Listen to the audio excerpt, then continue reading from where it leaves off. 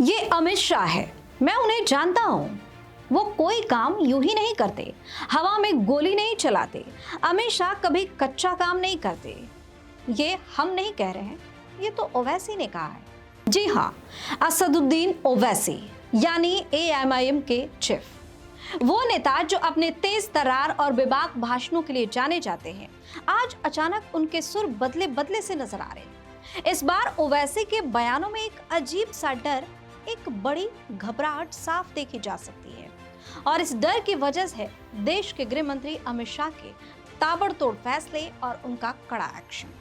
ओवैसी को डर है कि अमित शाह ने पर्दे के पीछे कोई बहुत बड़ा गेम प्लान तैयार कर लिया है, जिसका अंजाम देश में NRC यानी नेशनल रजिस्टर ऑफ सिटीजन्स के रूप में सामने आ सकता है। आखिर ओवैसी को अमित शाह की किस मीटिंग से इतना खौफ सता रहा है और उन्होंने क्यों कहा कि शाह हवा में फायर नहीं करते? बताएंगे सब कुछ इस स्टोरी में।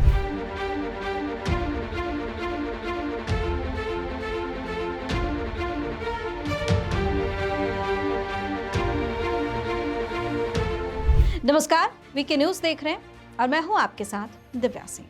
केंद्रीय गृह मंत्री अमित शाह की रणनीति और उनके कई फैसलों ने विपक्ष के खेमे में हलचल मचा दी है।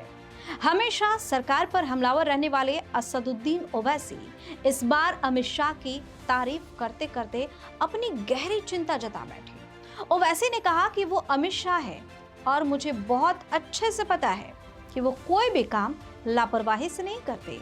शाह अगर कोई मीटिंग बुलाते हैं तो उनका काम कच्चा नहीं होता और ना ही वो कभी हवा में फायर करते हैं। ओवैसी ने आशंका जताई कि सरकार ने जो हालिया आयोग बनाया है उसका असली और अंतिम मकसद देश में NRC लागू करना ही है। उन्होंने साफ कहा कि मैं गलत भी हो सकता हूं, लेकिन मुझे पूरा शक है कि आखिरकार इसका नतीजा NRC के रूप में ही निकलकर सामने आएगा।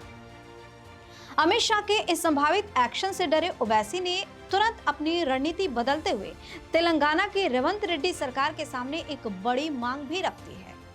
ओवैसी ने कहा कि तेलंगाना सरकार को बिना वक्त गवाए राज्य के लोगों को परमानेंट रेजिडेंट सर्टिफिकेट यानी कि PRC यानी अस्थायी निवास प्रमाण पत्र जारी कर देना चाहिए। उनका तर्क है कि अगर सरकार अभी से ये सर्टिफिकेट दे देगी तो लोगों के पास पक्का कानूनी दस्तावेज होगा और भविष्य में NRC जैसे किसी भी प्रशासनिक मुसीबत से बचा जा सकेगा। ओवैसी ने चेतावनी भरे लहजे में कहा कि जब फाइनल वोटर लिस्ट आ जाएगी और लोग मुश्किल में फंस जाएंगे तब एक्शन लेने का कोई भी फायदा नहीं होने वाला। यानी जो करना है अभी करो, समय रहते करो। अपनी बात को आगे बढ़ाते हुए ओवैसी ने तेलंगाना की कांग्रेस सरकार पर अपनी भड़ास भी निकाल दी। उन्होंने कहा कि मैं इस साल जनवरी के बाद से लगातार मुख्यमंत्री रेवंत रेड्डी से मिलने का वक्त मांग रहा हूं। एक बार हज कैंप में हमारी छोटी सी मुलाकात जरूर हुई थी, लेकिन उसके बाद से CM साहब बहुत बिजी चल रहे हैं। अगर सत्ता में बैठी पार्टी ये नहीं समझ पा रही है कि तेलंगाना के गरीबों के पास जरूरी सरकारी दस्तावेज नहीं है, तो इसका मतलब है कि ये जमीनी हकीकत से पूरी तरह से कटे हुए हैं। सरकार इस गंभीर मुद्दे पर बात ही नहीं कर रही, इसलिए हमारी मांग है कि तेलंगाना में तुरंत PRC बांटने का काम शुरू किया जाए।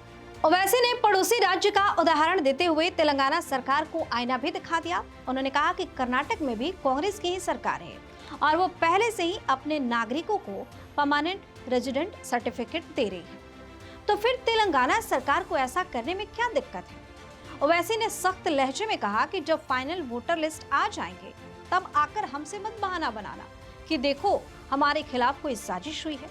अगर आपको लगता है कि कोई साजिश हो रही है तो सरकार में आप हैं, रोने के बजाय उसका हल ढूंढ लीजिए। साफ है कि अमित शाह की चक्रव्यूह जैसी रणनीति ने ओवैसी को इस कदर परेशान कर दिया है कि वो अब अपने वोट बैंक को बचाने के लिए हर मुमकिन कानूनी रास्ता तलाश रहे हैं। आपकी अपनी राय क्या है? कमेंट करके बताइए। चैनल को सब्सक्राइब कीजिए, वीडियो को लाइक और शेयर कीजिए। धन्यवाद। वीके न्यूज, राष्ट्र के नाम।